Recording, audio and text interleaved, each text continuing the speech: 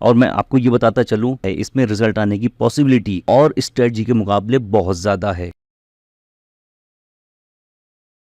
दोस्तों स्वागत है आपका एक और वीडियो में। दोस्तों आज का वीडियो बहुत ज़्यादा इम्पोर्टेंट है क्योंकि आज की वीडियो में मैं 9 EMA, 15 EMA और 50 EMA और 200 EMA मतलब 9, 15, 50, 200 EMA पर बात करने जा रहा हूँ। आपने आमतौर पर YouTube पर वीडियो देखे होंगे जिसमें 9 EMA और 15 EMA की बात की गई है, उस पर एक स्ट्रेटजी बताई गई है। कुछ वीडियो देखे होंगे जिसमें 50 EMA और 200 EMA की बात की गई है, उसकी स्ट्रेटजी बताई गई है। लेकिन मैं आज आपको बताने जा रहा हूँ कि आपको अगर लॉन्ग टाइम की पोजीशन बनानी है या फिर स्कैल्पिंग करनी है, शॉर्ट टाइम की पोजीशन बनानी है, तो उसके लिए इन चारों EMA का यूज़ करके हम कैसे स्ट्रेटजी बना सकते हैं। बहुत स्ट्रॉन्ग स्ट्रेटजी होती है, आप देखेंगे तो खुद चौंक जाएंगे। और मैं आपको ये बताता चलूँ इसमें रिजल्ट आने की पॉसिबिलिटी और स्ट्रेटजी के मुकाबले बहुत ज़्यादा है। और ये भी बताते चलेंगे अगर आपको लॉन्ग टाइम की पोजीशन बनानी है तो आपको इस EMA के अकॉर्डिंग क्या क्या देखना होगा। कोई इंडिकेटर नहीं लगाना है, एक सिंपल इंडिकेटर तो हम EMA का लगाएंगे। इसके अलावा आपको ना तो कोई इंडिकेटर यूज़ करना है और ना ही आपको कोई अलग से एजुकेशन, आपको कोई लर्निंग सीखनी है। सिर्फ आपको EMA लगाने हैं और उन्हें चेक करना है कि कौन सा EMA किस EMA के ऊपर है। ठीक है, तो रेडी हैं? तो चलिए चलते हैं अपने वीडियो की तरफ। तो दोस्तों जैसा कि आप यहाँ स्क्रीन पर देख सकते हैं कि how to trade with 50 EMA, 200 EMA, 9 और 15 EMA। ठीक है, तो अब इसमें होता क्या है बेसिकली, चलिए मैं आपको इसे ग्राफ पर समझाता हूँ। इंडिकेटर में आएंगे हम, इंडिकेटर में आने के बाद यहाँ लिख देंगे हम EMA मूविंग एवरेज एक्सपोनेंशियल, ये आ जाएगा। क्योंकि हमें 9, 15 और 50 और 200 4 EMA लगाने हैं तो हम इस पर 4 बार क्लिक करेंगे। एक बार लग गया, 2 बार, 3 बार, 4 बार। अब यहाँ पे 4 EMA लग चुके हैं। अब इन EMA को अपने अकॉर्डिंग सेटिंग करेंगे।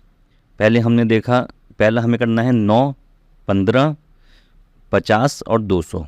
9 है, इसे हम कर देंगे EMA और इसका कलर हम ये ब्लू ही रहने देंगे।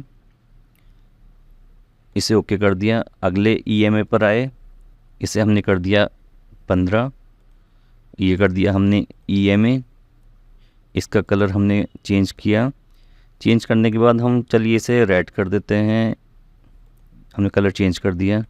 ठीक है, इसके बाद हम आते हैं EMA पर। ये है हमारा 50 EMA।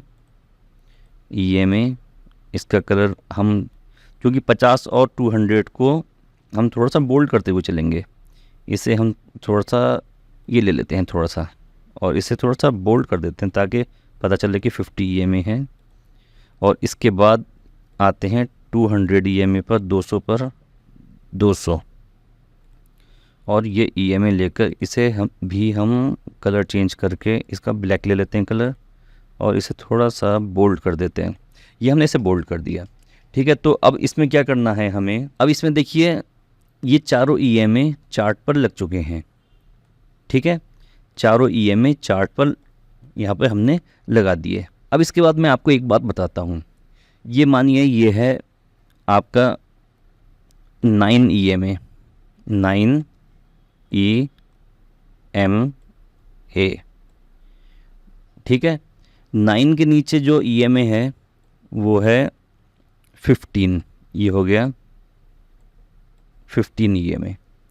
15 EMA के नीचे हमारा होना चाहिए 50, जो सीक्वेंस है उसी सीक्वेंस पे होने चाहिए, और 50 के नीचे आ जाए 200, ये हो जाए 200 EMA हो गया। ठीक है, ऊपर हमारा 9 EMA और 15, 50, 200। ये बेसिकली ये एक सीक्वेंस होता है कि जब मार्केट बुलिश है तो ये सीक्वेंस होना चाहिए। ये वाला सीक्वेंस सबसे ऊपर 9 EMA होना चाहिए, और उसके नीचे 15 EMA होना चाहिए, उसके नीचे 50 और 200 EMA इस तरीके से होने चाहिए। लेकिन ऐसा बहुत कम होता है। आमतौर पे कहीं पे 200 ऊपर होगा, 50 ऊपर होगा, कहीं 15 ऊपर होगा, 9 ऊपर होगा। ये सीक्वेंस तो बहुत कम देखने को मिलता है। लेकिन अब हम इन्हीं सीक्वेंस के अकॉर्डिंग ये देखेंगे कि अगर 15 यहाँ पर होता है, 9 की जगह 15 होता है, 9 नीचे आ जाता है, ऊपर चला गया हमारा 200 और यहाँ आ गया हमारा 50, उसका क्या मीनिंग होगा। और अलग अलग सीक्वेंस बनेंगे इनके, देखिए 4 हैं, ठीक है, तो इनकी प्रोबेबिलिटी काफ़ी हो जाएगी। तो अब इनका जो सीक्वेंस बनेगा वो हमें बताएगा कि मार्केट बुलिश है या बियरिश है। ठीक, तो अब मैं इसमें आपको बताऊं, देखिए जो हमारा 9 EMA होता है, सबसे पहले हम 9 EMA को देखते हैं। जो 9 EMA होता है, 9 EMA का मतलब ये हुआ कि पिछली 9 कैंडल का एवरेज, पिछली 9 कैंडल का एवरेज। इसका मतलब ये हुआ कि ये हमारा शॉर्ट टर्म मूविंग एवरेज बताता है कि अगर मार्केट ऊपर को जा रही है तो पिछली 9 कैंडलों का ये लाइन बहुत तेज़ी से ऊपर की तरफ मूव होती है, और मार्केट अगर हल्का सा नीचे की मूव दिखाता है तो ये नीचे की तरफ मूव हो जाती है, तेज़ी से मूव होती है ये। ठीक है, इसके बाद जो आता है, इसके बाद आता है हमारा 15 EMA। 15 EMA जो दिखाता है वो भी शॉर्ट टर्म मूवमेंट दिखाता है, ट्रेंड दिखाता है, लेकिन ये जैसे 9 EMA डायरेक्ट सीधे एकदम ऊपर चला जाता है, ये इतनी जल्दी ऊपर नहीं जाता, ये हल्का सा इसके नीचे ही रहता है।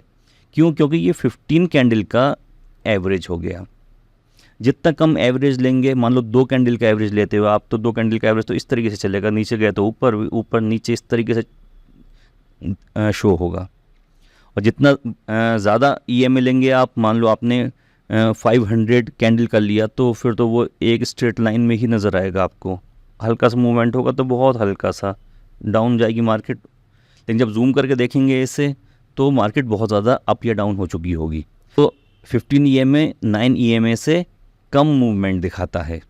ठीक, इसके बाद आते हैं हम 50 EMA। अब 50 EMA जो यूज़ किया जाता है, ये शॉर्ट टर्म और लॉन्ग टर्म के बीच का मीडिएटर है। मतलब मार्केट अगर शॉर्ट टर्म से निकलकर लॉन्ग टर्म में जा रहा है, ठीक है, ये बता रहा है कि शॉर्ट टर्म का मूवमेंट क्या है, और चूँकि दोनों के बीच की कड़ी है तो ये दोनों की जगह यूज़ होता है। अगर ये हल्के हल्के ऊपर की तरफ मूवमेंट दिखा रहा है, इसका मतलब ये है कि मार्केट अब बुलिश मूव ले चुका है और मार्केट ऊपर की तरफ जाएगा। इसी तरीके से हम 200 EMA की अगर बात करें, तो हमारा जो 200 EMA होगा तो वो 200 कैंडल का एवरेज है, तो वो इतना ज़्यादा कर्व नहीं होगा, उसमें कर्व कम होगा। तो चलिए चलते हैं अपनी पहली कंडीशन पर, जो कि है बुलिश कंडीशन। बुलिश कंडीशन में जो हमारा फर्स्ट पार्ट है वो है जब 9 EMA क्रॉसेस अबव 15 EMA, जब 9 EMA 15 EMA को क्रॉस करेगा तब क्या होगा। उसमें देखिए जब 9 EMA, पहले इसकी डेफिनेशन पढ़ लेते हैं कि ये कहना क्या चाह रहा है। When the 9 EMA crosses above the 15 EMA, this indicates a short term bullish trend. मतलब 15 EMA ऊपर है, उसके नीचे से 9 EMA आया और 9 EMA 15 EMA को काटता हुआ ऊपर की तरफ चला गया। उसका मतलब होगा कि मार्केट में अब बुलिश मूवमेंट है। मान लीजिए ये है आपका 15 EMA और नीचे से ये 9 EMA आया और इसे काटता हुआ ऊपर की तरफ चला गया। इसका मतलब ये है कि मार्केट में बहुत तेज़ी से बाइंग आई है, और तेज़ी से बाइंग आने की वजह से जो 9 कैंडल का एवरेज है वो एकदम से ऊपर की तरफ मूव दिखाने लग गया है, जिसकी वजह से उसने 15 EMA को क्रॉस कर दिया। इसका मतलब हुआ कि अब मार्केट में अच्छी बाइंग आई है और यहाँ पर हम स्कैल्पिंग कर सकते हैं। ठीक है, ये तो हमारी पहली कंडीशन हो गई। अब इसमें हमें एंट्री कब बनानी है। Look for the price confirmation. पहले हमें प्राइस कन्फर्मेशन चेक करना है, such as the next candle closing above the 9 EMA। मतलब कोई एक कैंडल जो इस 9 EMA के ऊपर क्लोज हो जाए, यहाँ क्लोज हो जाए, या फिर कोई कैंडल जो यहाँ क्लोज हो जाए। जैसे ही कोई कैंडल इसके ऊपर क्लोजिंग देती है तो हमें अगली कैंडल पर, जो भी अगली कैंडल होगी उस पर यहाँ एंट्री बना लेनी है। ठीक है, एंट्री बना लेंगे, चूँकि ये शॉर्ट टाइम के लिए है, शॉर्ट टर्म के लिए है, स्कैल्पिंग है, तो इसके लिए आपको बहुत ज़्यादा फास्ट होना पड़ेगा, और फास्ट होने के साथ साथ आपको अपना प्रॉफिट भी मार्जिन प्रॉफिट भी आपको कैलकुलेट करना पड़ेगा। और एडिशनल कंफर्मेशन क्या है इसमें? एडिशनल कंफर्मेशन है कि if both the 9 EMA and 15 EMA are above the 50 EMA। अब डबल कंफर्मेशन वाली बात आ गई।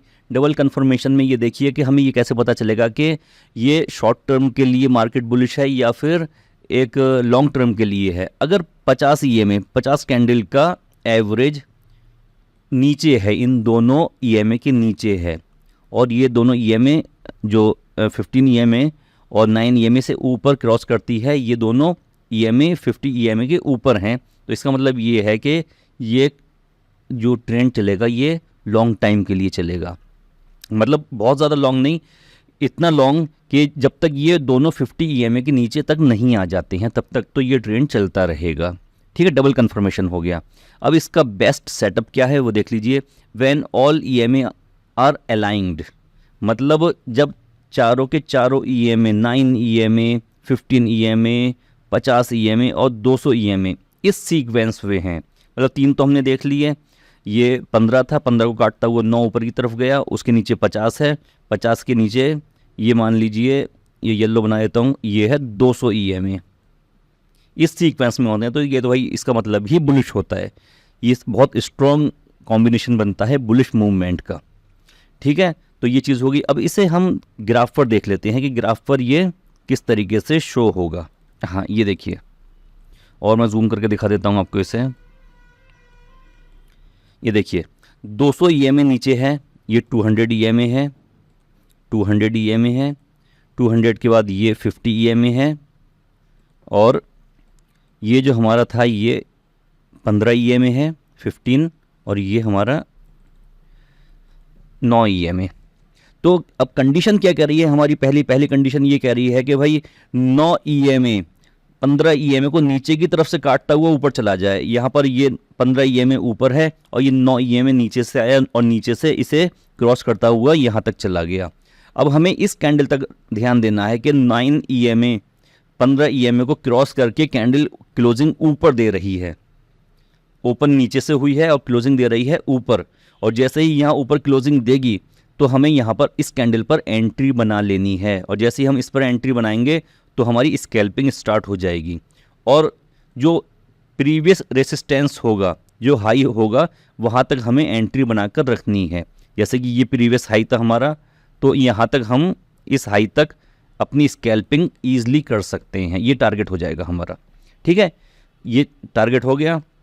अब दूसरा कन्फर्मेशन क्या था इसमें? दूसरा कन्फर्मेशन ये था कि हमारे 9 EMA और 15 EMA दोनों 50 EMA के ऊपर होने चाहिए। तो अब हम देखते हैं कि ये कंडीशन हमारी फुलफ़िल हो रही है या नहीं हो रही है। भाई साहब, ये 50 EMA है, 9 EMA और 15 EMA दोनों इसके ऊपर ही हैं। ठीक है, और चौथी कंडीशन जो थी वो थी ये कि when all EMA are aligned, मतलब सब के सब EMA 200 EMA 50 EMA 15 EMA और 9 EMA एक सीक्वेंस में है, अलाइन है। तो ये कंडीशन भी फुलफ़िल हो गई है। तो हम तब तक स्कैल्पिंग करेंगे जब तक कि हमारा ये कंडीशन फुलफ़िल रहती है या फिर हमारे टारगेट को टच नहीं कर देती है। तो ये हमारी कंडीशन नंबर 1 हो गई।